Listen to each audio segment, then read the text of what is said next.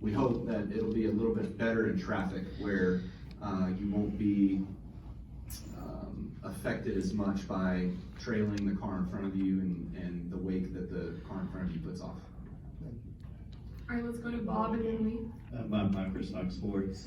How would you assess the effectiveness of the length of the longer restart zone? You've been a leader sometimes. Do you feel like it gives you any more of an advantage or any more ability to dictate the way things go? No, I think all it's done is cause that wreck at California. So, in my opinion, it's done nothing different, nothing on the positive end. It's only added a negative end to it because at California, you know, Joey was just maintaining his speed and everybody was gaining, closing up their gaps because they all try to lay back and then time the run. And so he just waited for everybody to run into everybody and then went at the end of the zone. And so the bigger you make that zone, the more anticipation everybody has and the more accordion effect you get. So I knew that going in, and I was not a proponent of lengthening the zone, but nobody tends to listen to me a whole lot. All right, Lee and then Dustin. Kyle, how relieved are you just the simple fact that Chevrolet just really seems to be on top of their game to start this season? Yeah, it's all the KFB effect. Everything right here. Got them all tuned into the right pages and we're rolling. But no, seriously. I'm going to give a huge props to Eric Warren and his group and his team of everybody at the Chevy Tech Center. They've been doing a really good job, and a lot of stuff behind the scenes has kind of been happening. So I've been in a few of that, a little bit of that, especially on the truck side with our guys at KBM, but also some of the Cup stuff and just trying to work on some of the processes and things that they do. And but they've come out and done a nice job so far. So that's positive for our start to the season. And the ability to add a 50-minute practice next week at COTA, can you just address how helpful that is when you're starting with a new team like you are?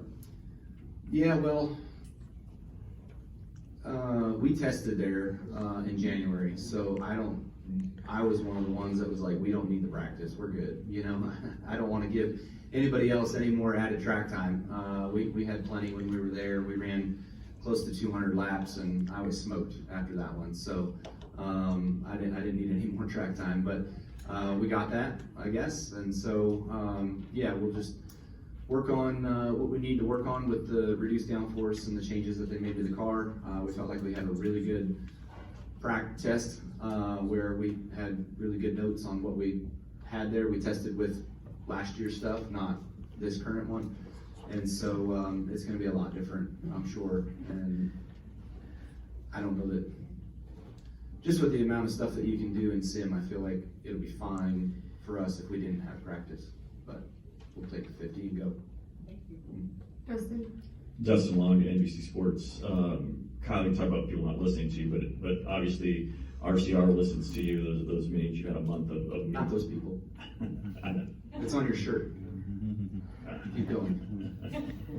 But what I was just asking is, as somebody new coming in, even with what you've been able to do and accomplish, how did you take going into those meetings, and how forceful, I don't know if that's the right word, or in bringing things up or opening ideas, you know, you're learning things in there and they're trying to learn from you.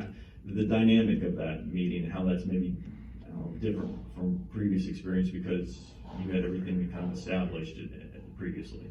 Yeah, what meeting are you talking about? Just team meetings. Team meetings. Yes. Yeah.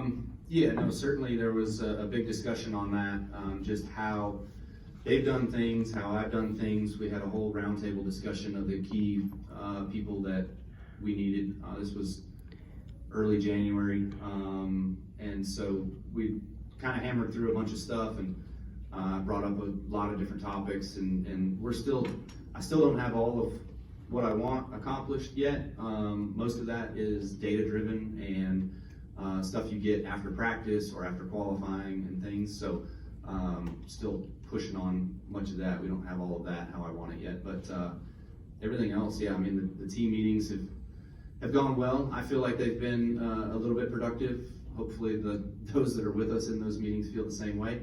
You so it's been a good sense. I know Austin and I have really liked the way that it is and how we got it set up, and so it's been useful for us. With your homework and studying, in essence, and all the work you do for each event, have you had to do anything more in kind of learning more about this group or seeing how they do things to kind of be able to bring up, hey, I know you did this here, but here is another example or way to do potentially better? How does that impact how you study? Are you trying to learn the team as you go along too? Yeah, I mean, last week we struggled at Vegas, right? Let's be honest. And so, last week at Vegas we struggled. Last year at Vegas we were really good with the Toyota bunch, and the Toyota bunch showed decent speed there as well too. So I wasn't privy to those setup sheets, so I wasn't able to just hand that over and say, here, this is what we need to do, this is where we need to go. And start from, but we've been working a lot from their stuff that they've been accustomed to and what they've been running. And obviously, Fontana was a huge success for us. That really worked. Vegas, I thought was going to be better than it was. We're still working on some of those answers as to what happened there. But here last year, the 8 bunch, ran second, third there towards the later stages of the race and had a good run. So Austin was in the top 10 before I think the last lap crash that he was in. So again, you try to rely on what they did last year and improve it as much as you can with the tools that you have right now. But until you go out there and run these races, really that's the learning is what happens in the race, and then being able to go back and really dissect each and every piece of the car and the race and the strategy and the pit call and whatever changes you make, all of that stuff, so that these meetings last quite a while. Thank you. Claire and then Reed. Claire Delane, Sirius XM NASCAR Radio.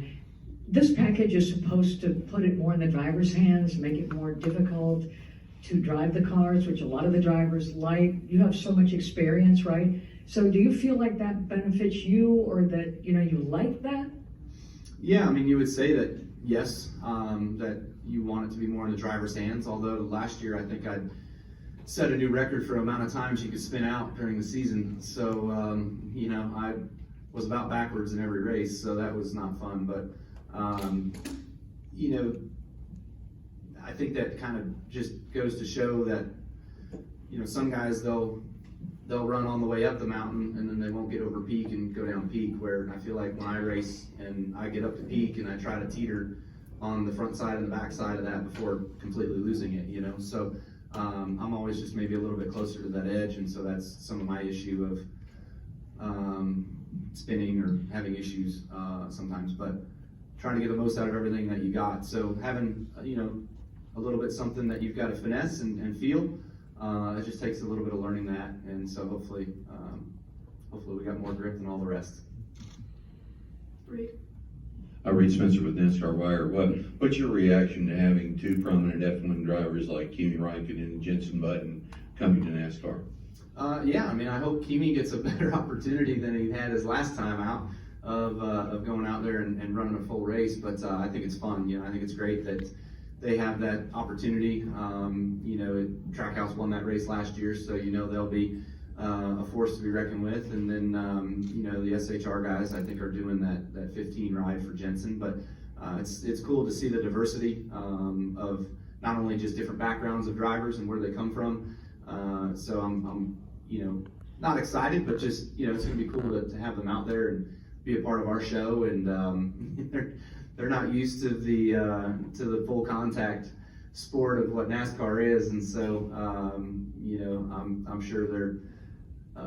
I'm sure Kimi's eyes were opened quite a bit on how all that went down at Watkins Glen, but he's more ready and prepared this time around.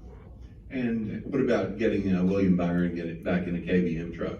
Yeah, that's going to be great for us. Really good to have William, a KBM alum, to come back and work with us again and being a part of the Chevy team. And so excited that HendrickCars.com and Rick and Jeff and everybody there at HMS partnered with us on this and got William 3 races. So those were the ones he chose. He stole one of mine, actually. So I'm still bummed that I don't get to run at North Wilkesboro, but it'll be nice to have an experienced driver again that can come over and continue to help evaluate and not just be me, but showcase. We got a lot of new people over there, Brian Patty and that whole group. Majority of that group is new, so it'd be nice to get another set of eyes on it, if you will. Steve Post Motor Racing Network. Kyle, Randall Burnett, 3 wins last season, so you kind of knew you were getting a good crew chief, and you've probably seen him around. I know you were both out at Millbridge and different things like that. What have you learned about him? What are some of the things that you didn't expect, maybe better than you expected? What are just some of the qualities that he brings that you guys lean on with each other? Yeah, no, I was excited about my chance of working with him last year when all this kind of started to come up, and then just spending some time with him, getting to know him. You know, my wife and his wife and all 4 of us go out to dinner every once in a while, and so that's been super helpful to just kind of build that relationship and that friendship. And you know, essentially a driver and a crew chief is like a marriage. You know, you're gonna have your good days, you're gonna have your bad days, and how you go about all that is how you will best come out on top when it's all said and done. So Randall's been super fun to work with and very receptive to a lot of my ideas. You know, I've been trying to just kind of come into his play group, or his, how do you say that? His playbook, thank you, of how he kind of goes about, does stuff, and then just kind of throwing in little pieces of what my playbook has kind of looked like for the last, you know, 15 years or whatever. But very similar tendencies. You know, he's really a go-getter. You know, Fontana, he asked if I was okay because I was so quiet over the radio, and I'm like, I'm not one that just spouts off all damn day on the radio. Like, I have my Kyle Busch top greatest hits moments, yes, but besides that, you know, there's not much said on the radio. So that was a little bit for him to get accustomed to. But when you got a good driving car, you don't really talk a whole lot. You go to work. All right, we're gonna go to John and then close out with Bob. John Everland, the Circuit Journal.